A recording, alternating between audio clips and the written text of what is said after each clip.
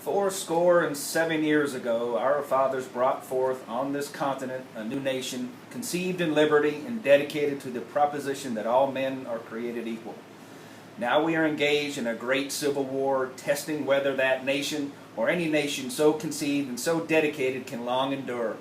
We are met on a great battlefield of that war. We have come to dedicate a portion of that field as a final resting place for those who have gave their lives that nation might live. It is that altogether fitting and proper that we should do this. But in a larger sense, we cannot dedicate, we cannot consecrate, we cannot hallow this ground. The brave men, living and dead, who struggled here, have consecrated it far above our poor power to add or detract. The world will little note, nor long remember that we say here, but it can never forget what they did here.